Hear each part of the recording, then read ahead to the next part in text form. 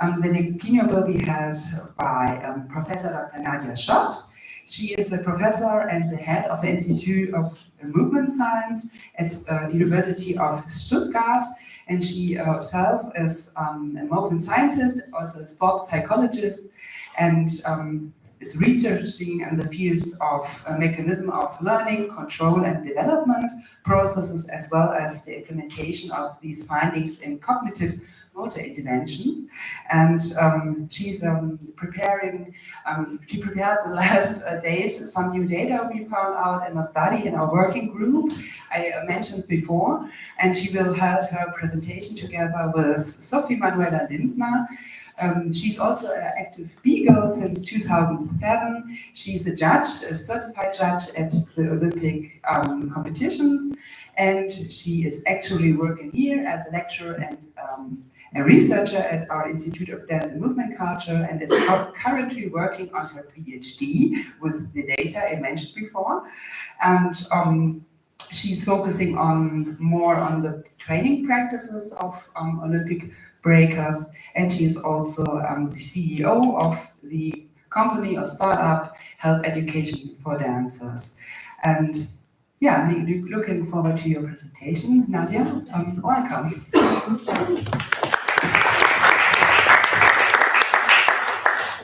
Thank you very much for that very nice introduction. So I don't have to talk about myself anymore. Maybe one thing. Yes, I am a researcher by heart, and I love research, and I love my stats. I won't overwhelm you with stats later on, but I'm also someone who loves to work in the field. So for about 10 years, probably, I worked as a developmental aid worker in India and Papua New Guinea, in Thailand, where you really have to work hands-on to set up street schools for street children, teach teachers how to work with these kids, and be very innovative, be very flexible. And I think with a new sport or a new approach like in breakdance, that's exactly what you need.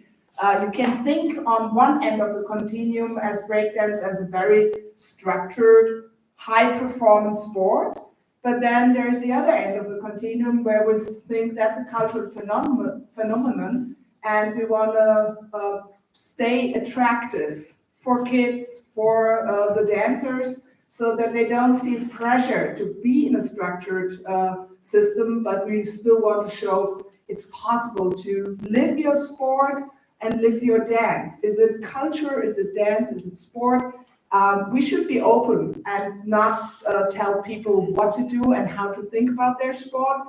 There's a place for everyone. And I think that is kind of, in a nutshell, what we want to say. Everything else was already mentioned before. So everything I heard from our previous speaker is actually that what we were examining. And now we have some data probably to confirm that she's just on track with what she's doing. And if you just move one forward, or maybe two. So this is the title. Sophie will talk about the methods, and I'll give you a short, brief introduction and then results discussion. So if we look at Olympic Games and the new sports in Olympic Games, so there's always a chance for improvement in a lot of different ways. It's not only our body which will improve, or our techniques, or it's the self-esteem. It's how we perceive the world, how we perceive the place in the world. But there are also risks. And if you look at the new sports 2020 in Tokyo, we saw there are sports like BMX, then we have, let's see, BMX freestyle, was it skateboarding and karate. These were the three sports which were among the top 5 with the highest incidence of injuries. So the question is why especially the new sports were among these top incidence, injuries, sports. Is it that they haven't had the same structure than all the established sports, or what is going on here? And of course, because breakdance is now Olympic 2024, could you go on with the next one? We have to question what is going on here. Do we already have enough research? And I made it my purpose for the last weeks really to look through all the papers which were published And you see there's kind of a paucity of research. There wasn't much done. It's a lot about the experience of coaches and trainers. As we heard before, they are on the right track, but is there the data which would help them to make it even better so that we have less injuries? And if you look at the different articles, there are probably about 20 decent ones.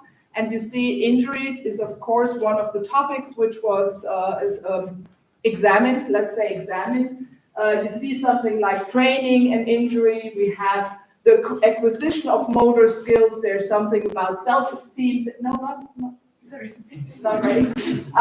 Very interesting for me, at least from a motor neuroscience perspective, is something like time motion. One thing is absolutely missing here is there are a lot very specific moves to breakdance which put a high stress on the joints. So if you go to the next slide, please, then we see there's some specific joints which where we see the most injuries, like the knee, the wrist, the elbow, and the shoulder. And if you think about the mechanism, if you fall, you jump, you turn, you make a somersault or something, and you fall and stop that fall with your wrist, then you have all the impact on one point on the wrist, and that keeps going to the elbow, to the joint. And if you would look at MRIs from the shoulder, elbow, wrist, then you would see if we have a breaker who's already in the sport for 10, 15, 20 years, we would see massive changes in the bone structure, in the tendons,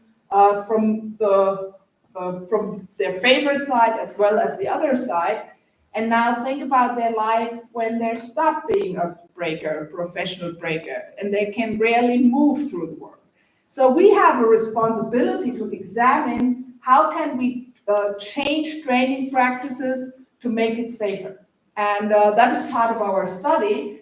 So we look at injuries and mechanisms, maybe in another study where we use motion analysis or motion capture analysis systems to look.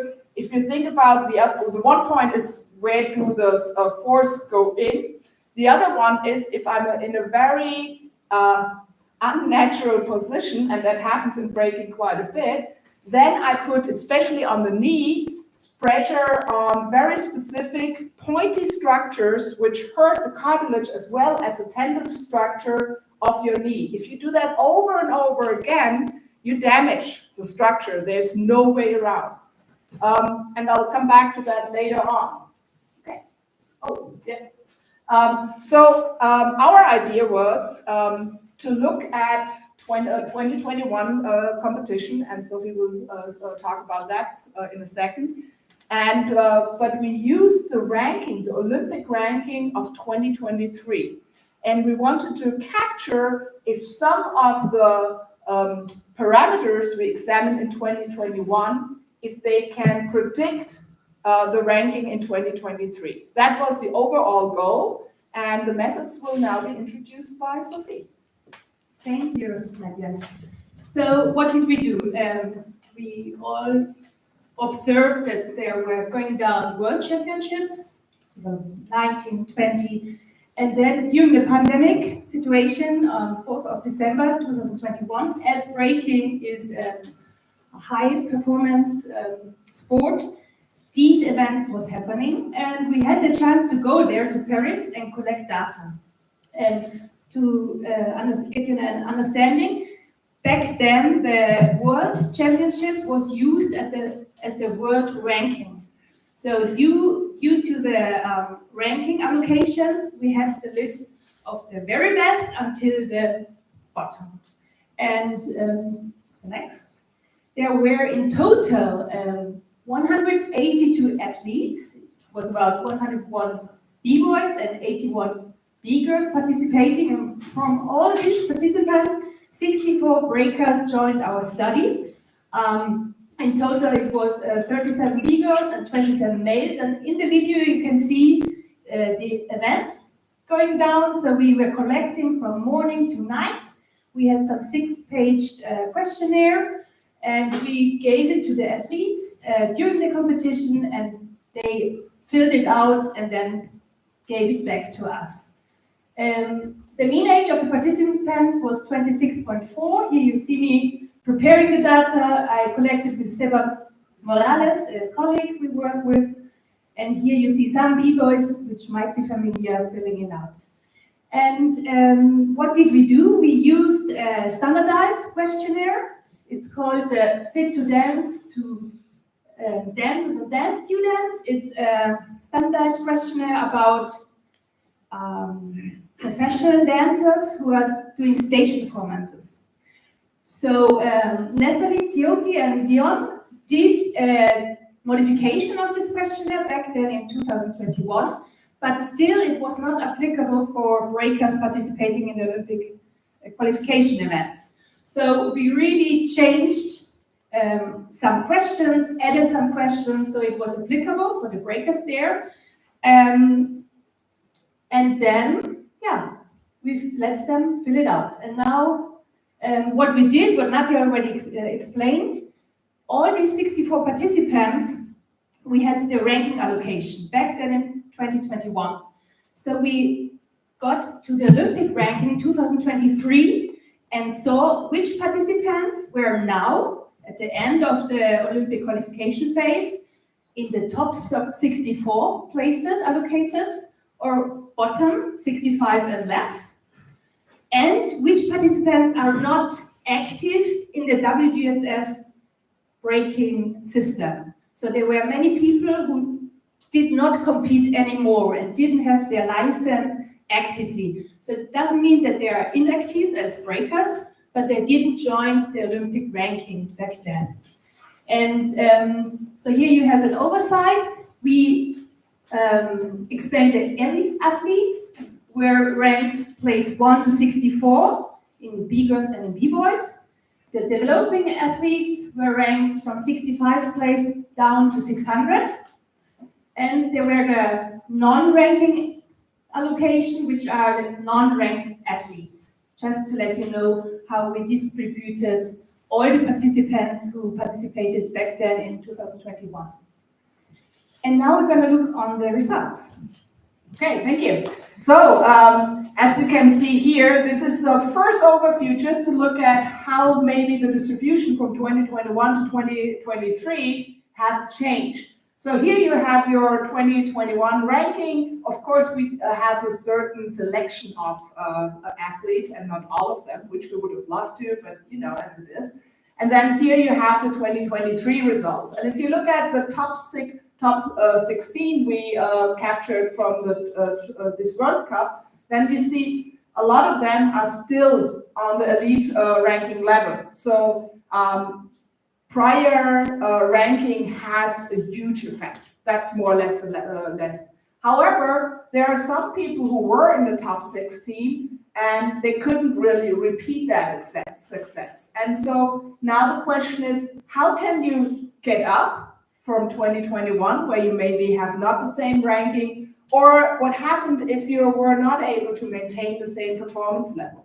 And so the questionnaire, it's self-report, so it's always a little tricky with the quality, but in the self-report we have covered the topics about breaking, when did you start, how long did you do that, did you do anything else, etc., etc. We looked at their training practices, warm-up, cool-down, training hours, the floor, what's their strongest element, etc., etc. It's not top rock and it's not freezing, by the way, in the elite group.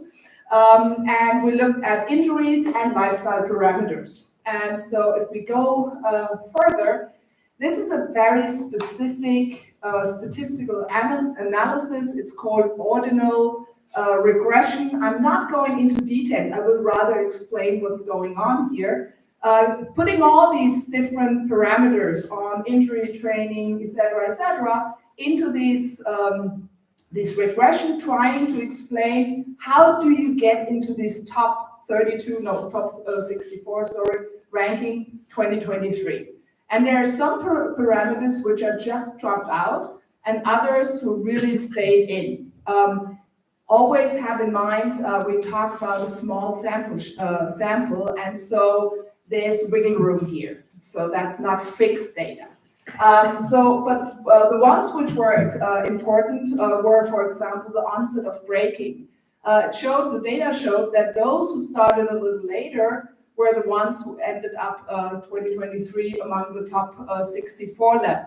That I will argue on the reasons. Body conditioning was a major factor. Those who were doing some strength training, body conditioning, were the ones who were in the top 64. Endurance training had a negative effect, but I will come back to that in a second.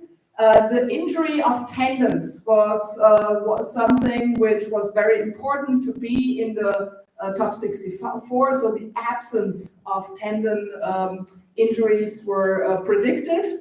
And then we have sleep, very important component, and weight.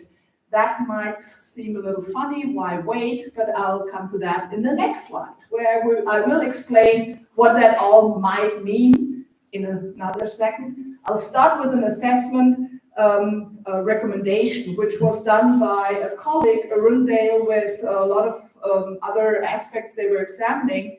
But I think because they captured a lot of physiological data as well, biomechanics data, I wanted to introduce that to that talk because I think it's rather important that we capture these things too, how to really measure what's going on. So one very important part, and I'm not telling you what to do as a dancer, I have no idea.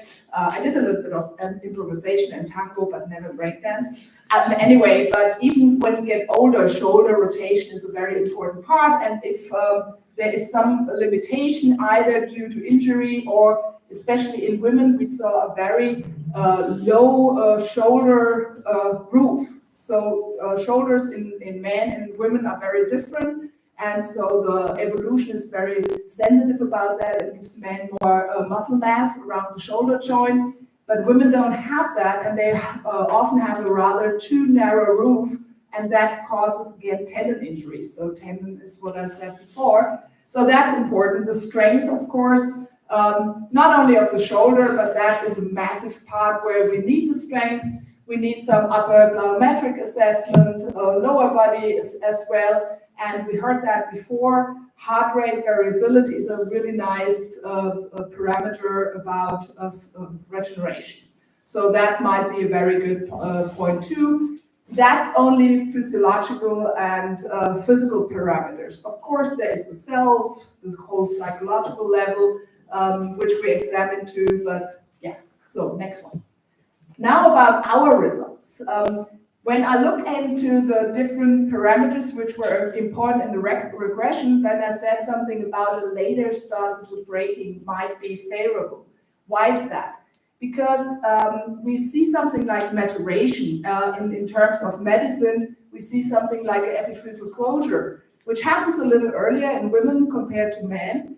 But it's important that we don't risk by very excessive movements that we risk to break these epiphyseal closure or plates.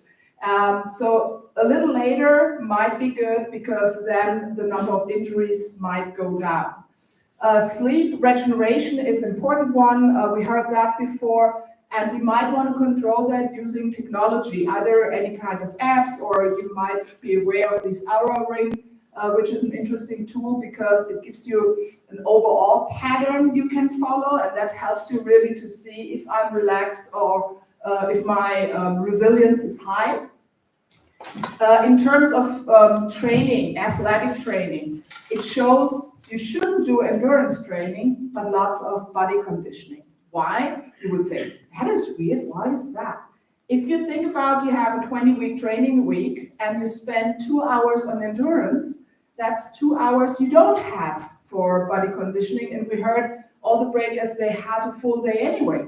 So I really want to be very conscious about what training works best and what helps me most. And endurance is something which correlates negatively to explosive strength training. So we don't want to do that. We want to favor type 1 facet, the fast twitch ones. And with endurance training, that has a negative impact as well.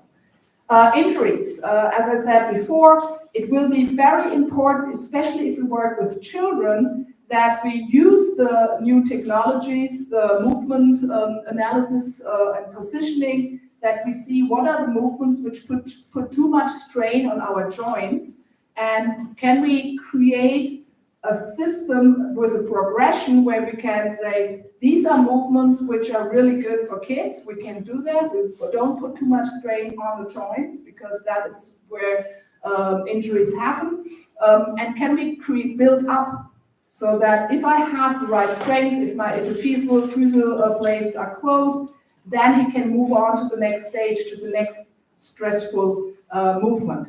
So technology can be used for that. And that's what I meant with analysis of technologies for age-adjusted movements. I think that is a very important part, especially in the development of a sport, where I have to talk to parents as well. Why is my kid injured again? Yeah, I don't know. So then they don't show up anymore. So it will be important that we have good arguments. Why do we, when, what, and so that we can't hurt the kids. What about additional content? I think what we will need is to balance the time of stressful training with more working on strategies, battle strategies, techniques, is to use mental practice to introduce that more, and how can we create a setup so that I have the same training and we can show that mental practice can be very efficient. What about relaxation techniques, really adjusted to the breakdance community? What we also saw in our data is that, especially in these months before the training, the most important two parts were strategies, battle strategies, as well as music. So I need to get adjusted to different musics. I don't know what's coming. So I need to be very flexible and need to combine my moves with different possibilities of music. And then, of course, it's about ourselves too. That's a big part. We saw that in the introducing video. It's about, hey, who are you? I'm killing you on the floor. And that's a mindset. I need to teach that I'm good. And that's not coming from somewhere. It's, you need to work on that. Some people are like that, but they don't have the techniques, and others have maybe the technique, but not the standing. So I'll work on that and say, hey, so I'm not a breakdance expert, but I'm standing here and telling you, hey, I'm a guru and you should listen to me. And hopefully you believe me that. So it's important to work on that, right? And last but not least, we are working here, and I said that in the intro, we are on a continuum between a cultural phenomenon and a high-performance sport. Where do we want to be? Especially when we hear next Olympic Games are not on anymore, but maybe 2028. So I think athletes really need to make a decision for themselves.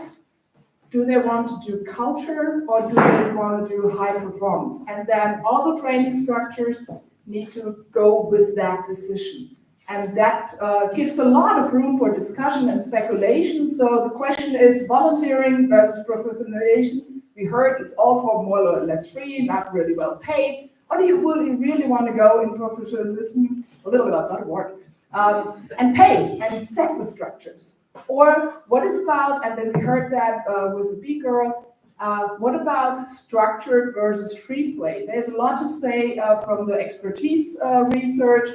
It's a really interesting question, and at the end of the day, the community needs to make a decision. What do we want? What is it we desire? And with that, I'm done.